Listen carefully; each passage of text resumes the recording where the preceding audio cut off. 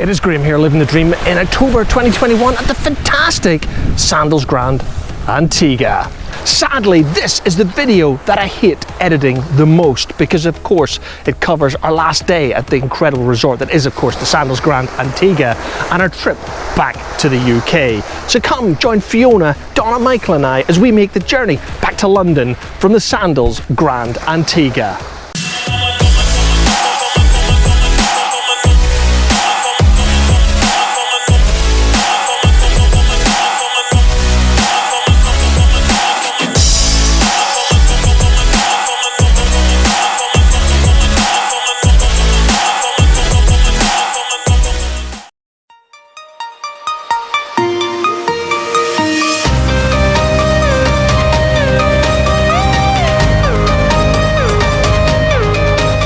Yep, I guess all good things must come to an end, and for our Antigua 21 adventure, it was Saturday the 16th of October 2021. The packing began in earnest after breakfast, and after a quick call to reception, I managed to get a late checkout at 1 p.m, which was absolutely fantastic. Thank you, Sandals. Our flight wasn't departing until just before 6 p.m, so with our allotted pickup time from the resort scheduled for 3 p.m, this meant Fiona and I had plenty of time to relax and get some last vitamin D before checking out. Of course, we did this at the Sunset Bluff pool next to our room, but sadly 1 p.m came around far too fast, so we get showered and cleaned up because we'll be heading to meet Donna and Michael for lunch before leaving the resort at 3 p.m.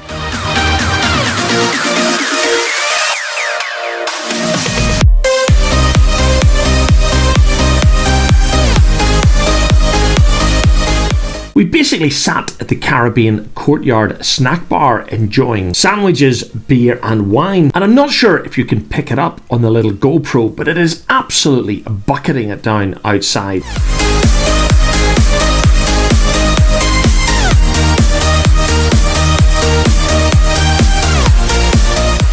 And of course, after the rain came the sunshine. But even better, Fiona and Donna went to the bar to pick up more drinks.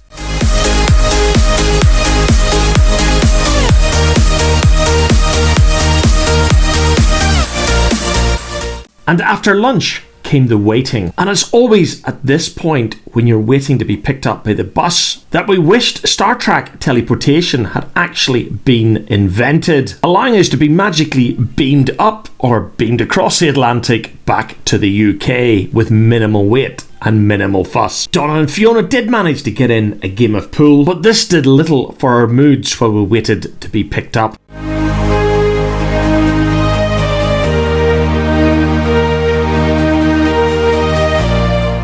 I think that on top of our Virgin Atlantic service back to London Heathrow this evening, there might also have been two BAs leaving at roughly the same time for London Gatwick, because Sandals were in absolute chaos here in the Caribbean lobby. They seemed completely incapable of getting bags from our rooms down to the lobby, and I think Donna and Michael's bags took something like 4 or 5 hours to travel the 100 yards from their room to this lobby.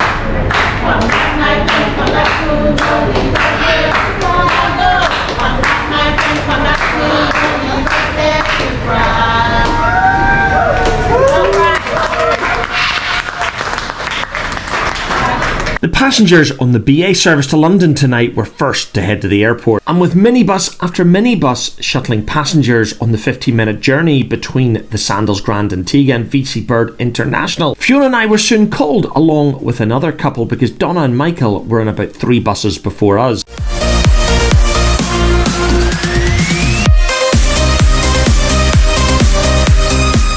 And as you can see, the skies opened again because another thunderstorm was making its way through. And this is something I do want to say, because the weather during our October 21 adventure at the Sandals Grande Antigua was actually very good. Our first week, which came a week after Hurricane Sam passed within 200 miles of Antigua, was simply wall-to-wall sunshine. And while the weather during our second week was a little more mixed, we have come to expect thunderstorms in the Caribbean. However, none of them caused us to lose any days of our vacation during that second week at the Sandals Grande Antigua. And as you'll see in a minute as we arrive at VC Bird Airport, I do get a little soaked retrieving our bags from the back of the minivan.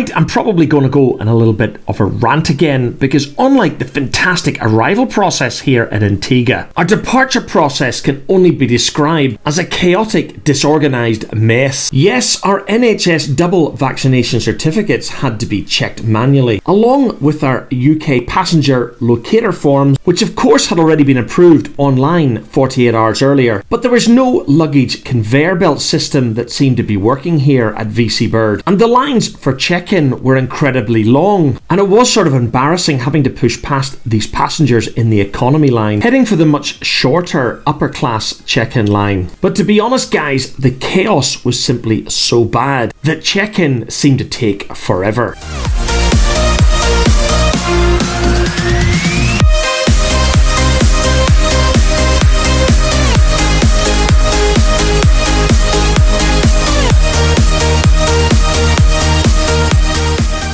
Neither Fiona nor I or the other passengers seemed to have any idea why the Virgin Atlantic check-in process was so bad in Antigua this afternoon. Even when we finally were called to the check-in counter, things didn't seem to get any faster. And just in case you're wondering, the guys in the high-vis vests with the little trolleys were transporting everyone's cases by hand from the check-in counters to another security screening line. But Fiona and I did manage to get through the check-in process, and we were heading for the escalators and the immigration process and security, which to be quite honest guys was no better. Long lines, long waits, and very frustrating indeed. But once through security, we met up with Donna and Michael, who were roughly 15 minutes ahead of us. And on the positive side, we did manage to walk straight past Colombian Emeralds en route to the business class lounge.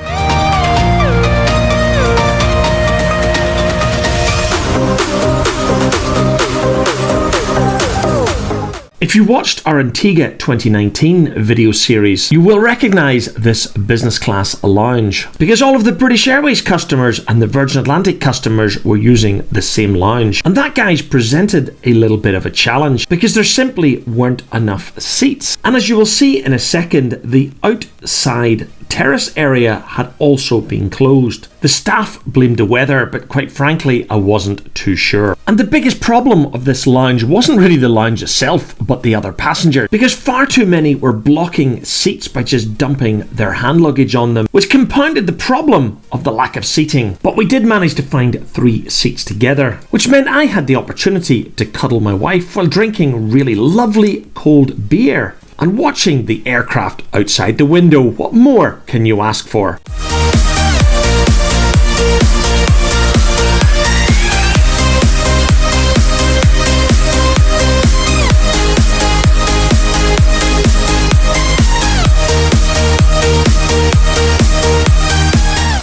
And about 45 minutes before our departure time, we were called to board the aircraft. And on tonight's Virgin Atlantic service between Antigua and London Heathrow, we would be flying on board an Airbus A330-300. Now, I had a stroke of luck when requesting our seats on this journey back across to the UK. We had been due to fly tonight on board a Boeing 787-9 Dreamliner, the same aircraft type that Fiona and I flew over on 2 weeks earlier. There had been an aircraft change made several weeks earlier, and I just so happened to be checking the Virgin Atlantic seat map one afternoon about 4 weeks ago when I noticed Virgin had wiped out their entire seat reservations for this flight back to London Heathrow this evening. So I did what you would have expected me to do, and that was to book seats 1A and 2A. I then contacted Donna and Michael on FaceTime, and they reserved seats 3A and 4A right next to us.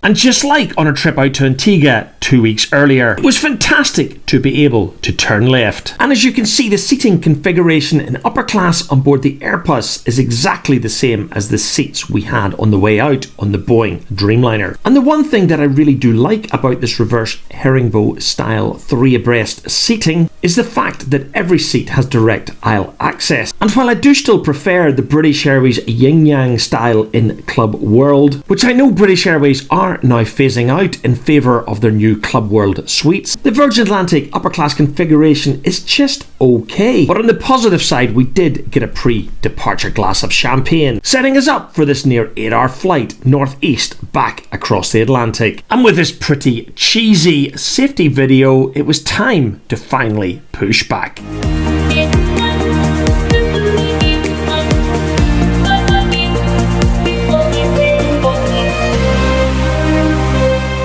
And as we taxied out to the runway here in Antigua, the skies had opened again. Another thunderstorm had come through with an absolute dumping of rain. Now, moving on to the subject of British Airways, I couldn't find out if it was normal or not on a Saturday, but there seemed to be 2 BA 777-200 ERs en route back to London Gatwick tonight from Antigua. I think one had arrived on a shuttle service from St Kitts and the other from Grenada, but it did seem odd that there were 2 BAs back to London Gatwick tonight.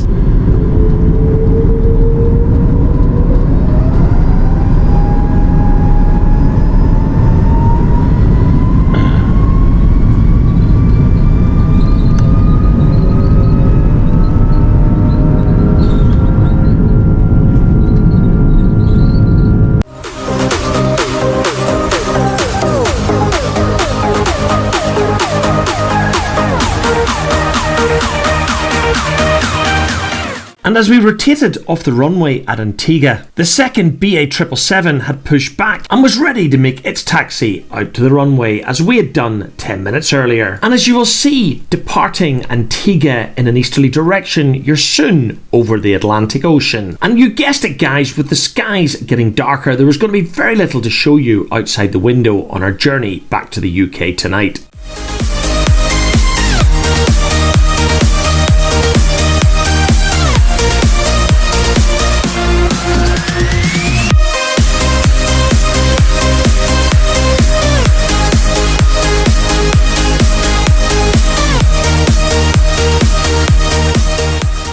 And before you ask guys, I really can't remember what tonight's dinner was. From memory it was okay, and yes guys, I do just mean okay. Because when it comes to airline food, I'm going to give it to British Airways over Virgin.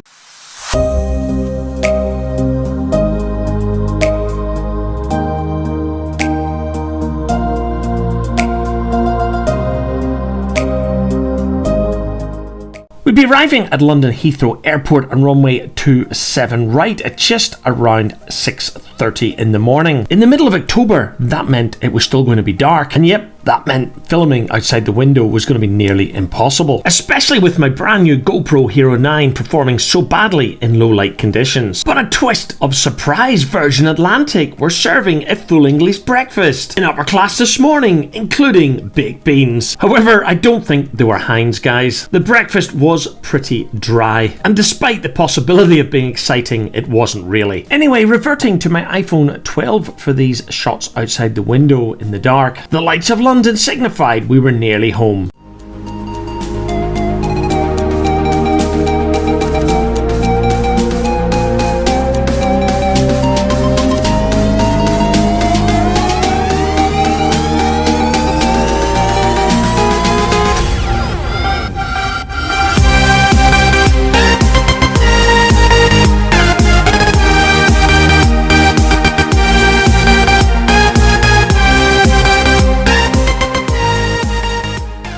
Leaving our aircraft at London Heathrow Terminal 3 this morning, I think we were all a little bit apprehensive arriving in the United Kingdom. We of course had heard all of the horror stories on the BBC about horrendous long queuing and waits to get through immigration. It was therefore a very pleasant surprise, because the automatic passport gates were all open and we were in the baggage hall in only a matter of a few minutes. This afternoon we all had a connecting flight on board British Airways, which meant transiting across to Terminal 5, and that meant using the free Heathrow Express train service between Terminals 2, 3 and Terminal 5. And when we would arrive in Terminal 5, we would be heading straight to the lounge, which had been booked and paid for prior to our trip to Antigua. And it's at that lounge that'll be bringing this video and the entire Antigua 21 adventure to a close. So I hope you've enjoyed this video series, following Fiona and I, and then Donna and Michael a week later, enjoying the ups and downs of the Sandals Grande Antigua. Thanks for watching.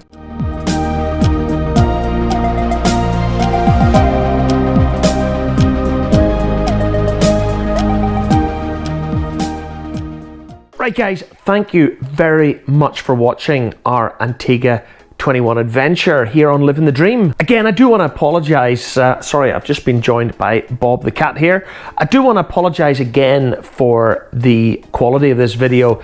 I appreciate that it's not been as good as some of my previous videos, but as I said at the start of this video, Fiona and I really just wanted to try and relax in Antigua in October 2021, and that is exactly what we did. And I do apologise that it simply meant I didn't have a lot of really great video content to share with you. So what's coming up on the channel next? I do want to try and edit a video looking at the Sandals Grande St. Lucia versus the Sandals Grande Antigua. I think you all know, guys, who's going to win that showdown, but I will try and produce that either later on this year or maybe early in 2022. Now, coming back to 2022, Fiona, Donna, Michael and I are looking at what to do next summer. We have a free week to use at Sandals. We're currently negotiating with Sandals the possibility of doing 2 weeks at the Sandals Montego Bay in Jamaica next July. I'll obviously bring you some news of that once we have it finalised. Next October, we're not going to do Sandals. I did say that we weren't that happy with Sandals this year and we would potentially not be going to Sandals. What I'm looking to do, or what Michael and I are looking to try and do right now, is grab a couple of British Airways Club World returns using Avios between London and Cancun in Mexico next October. And once we have the flights booked, we'll then try and grab an adults only all-inclusive resort, which of course we will bring to you on the channel when we finally go there in, well, that'll be just over 11 and a half months time. Right, I'm going to stop waffling on and bring this video to a close. Again, thank you so much for watching our Antigua 21 adventure. I'm sorry again that it wasn't up to my usual standard, but I hope you enjoyed it anyway. Thanks again.